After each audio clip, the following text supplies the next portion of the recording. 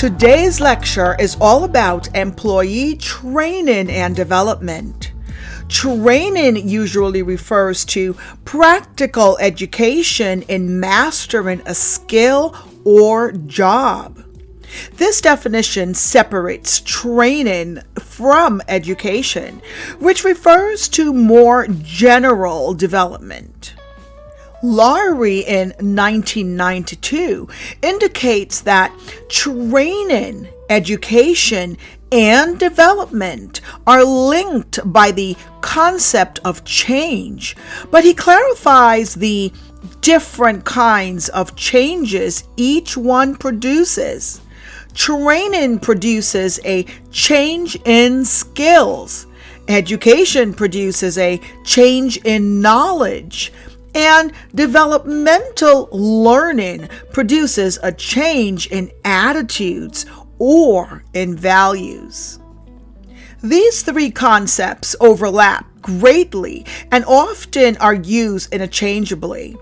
As organizations come to understand that educating and developing employees may be as beneficial as training them, more companies are using educational terminology and programs to supplement training.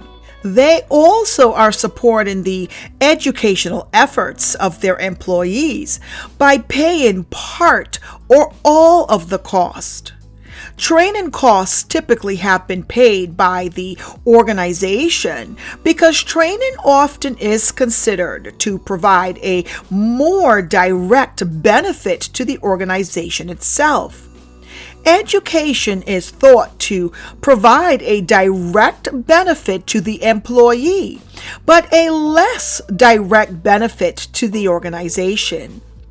The reason for the difference is that training helps employees perform their assigned tasks, while education may help them advance their careers or prepare for better jobs with other employees. As organizations broaden their concept of training, new and different purposes for training are evolving. Training can be used for a variety of individual and organizational purposes. Among those purposes are increasing employees' basic literacy skills, providing orientation for new employees, providing continuing and career education for current employees, and looking toward the future with retirement planning. Before purchasing or developing a training program, companies should find out whether they are needed.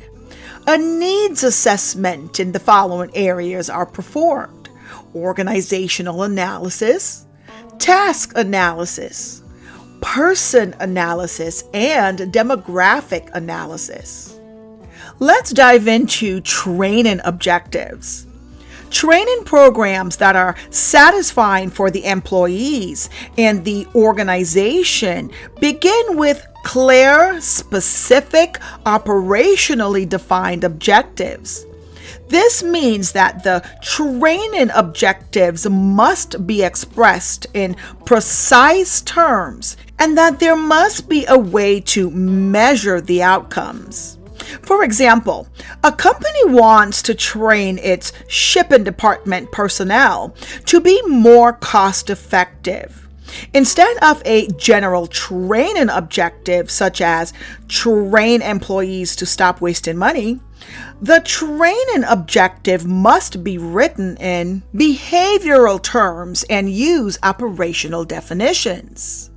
A correctly written objective for the shipping department training program could be: at the end of the 2-day container placement training program, employees will choose the smallest container that allows for at least 1 inch of packing material on all sides for at least 85% of the daily packaging tasks.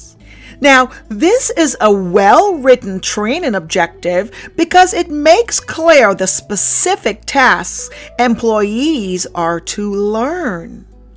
Now let's talk about principles of learning. The basic principles of learning have been studied and researched for over 100 years. Such learning principles include classical conditioning. Remember that one with Pavlov's dog experiment? Linking behaviors to responses. The other is operant conditioning. I'm sure you remember this with Skinner's pigeons, right? Dealing with rewards and punishment for voluntary behavior. And what about observational learning? In IO psychology, this is called transfer of training. This is where skills are learned in training situations. Now, in regards to readiness and motivation to learn can have a strong influence on the learning process. For many years, psychologists assumed that if trainees were put in training programs, they would be ready and eager to learn. They started to rethink that assumption when they found that the results of training were not always positive. As they questioned why some results were neutral or negative, they found that a number of factors can contribute to those results. One factor was whether the trainees had the basic mathematical skills and literacy skills to profit from training. If trainees did not have those skills, correcting those deficiencies would enhance the likelihood of success in any training program. Training in basic skills and literacy is not the entire answer, however. Creating a training climate also can encourage greater voluntary participation in training. Voluntary participation in training programs has been shown to result in higher motivation to learn, greater listening, and more positive reactions to learning. If participation is voluntary, an employee is more likely to feel that the company is interested not only in training that will benefit the organization, but also on their own personal development. Now let's move on to training delivery or training methods and techniques. Training can be done either on the job site or away from work. Either location has advantages and disadvantages.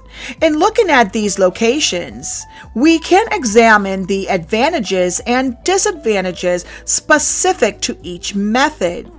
Some examples of job site training can include on-the-job training, job rotation, apprenticeship training, etc. And what about off-site training? Well, off-the-job site training includes any training that takes place at a location other than the place where the job is performed. Training away from the job site gives an organization access to many more methods and learning situations. There is also no disruption of operations. Organizations use a variety of off-site training methods ranging from non-participatory methods such as lectures to participatory methods such as role-playing. These methods can be classified according to their use of technology. And some examples of the off-site learning can include lectures, e-learning, behavior modeling, case studies, and outdoor experimental training. Moving on to training evaluation criteria. For over 20 years, the standard framework for categorizing training criteria has been one developed by Kirkpatrick, which includes 4 levels of training effectiveness: reactions, learning, behavior, and organizational results. Reactions measure the feeling of trainees towards the training and the training program. This is the most common type of training. 2. Learning measures the knowledge and skills actually mastered and the attitudes that were changed in the training program. 3. Behavior measures performance back on the job in terms of the changes that occur after training. And 4. Organization results measure whether the cost of the training is justified by the organizational financial benefit of the training compared to the cost savings or greater profit generated after the training.